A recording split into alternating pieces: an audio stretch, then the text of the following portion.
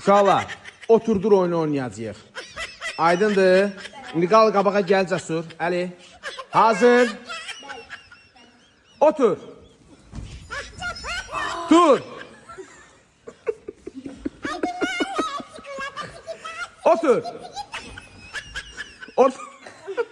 Otur. Oturun. Dur.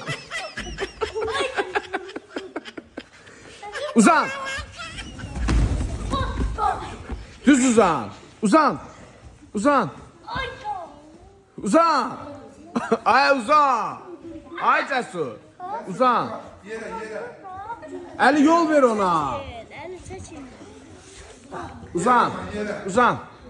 Uzan. Uzan. Qarnın üstü uzan. Uzan, uzan, uzan, uzan. Dur. Dur.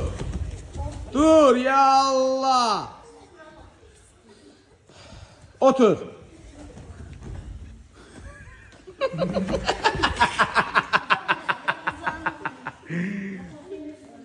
Dur.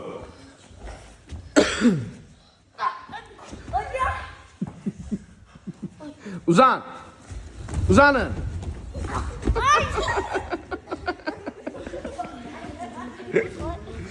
Dur. Dur. Ya Allah. Yoruldunuz? Hə? Neynədin ki? Hə? Tərləməlisən də? Tərlədin sən?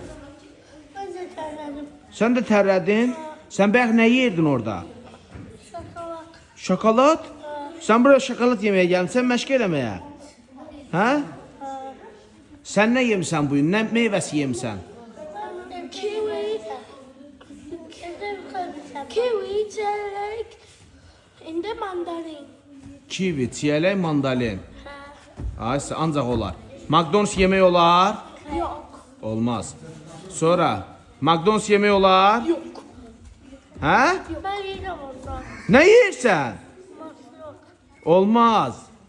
Eşitdin məni? Bu gündən etibarən McDonald's yeməklərinə olmaz. Eşitdin? İçtim. Hə? İçtim. Olar McDonald's yeməyi? Yok. Ancaq meyvə yemək olar. Düzdür? Düştüm. Söv. Ben banan yiyeceğim.